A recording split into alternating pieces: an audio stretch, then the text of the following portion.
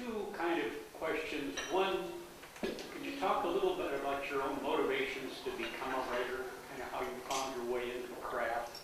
And secondly, were there any writers that were particularly meaningful to you as you were sort of getting squared away in this area? Yes, thank you.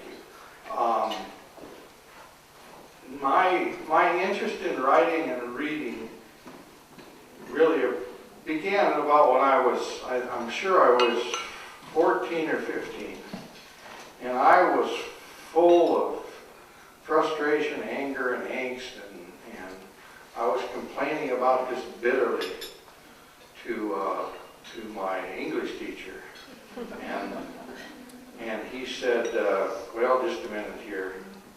And he had a copy of Robert Penn Warren's All the King's Men. And he said, read this sentence. And he handed it to me, and the sentence was, it was Huey Long had a driver in that book, and the driver had a flask of whiskey, and he took a drink of the whiskey, and the sunset exploded in his stomach. And then my English teacher said, does that help? And I said, yes, it did. And I became more interested in there was a world available. I certainly wasn't fitting into the one that I had, but the world of books allowed a kind of access that just really appealed to me. And so, as far as my influence, like so many other young writers, I was overwhelmingly influenced by William Faulkner. I mean, when I found Faulkner, I thought, this is it. I mean, if I can live under a tree and read William Faulkner, I don't need anything else for the rest of my life.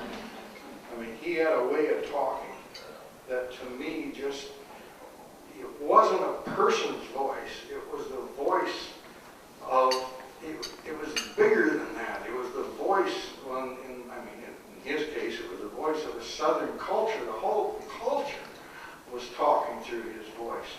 And I marveled at how does he do that? So anyway, he was the guy that really sent me into thinking, my gosh, look at what you can do. Because he seemed to try things that other people wouldn't try and take chances that other people wouldn't take.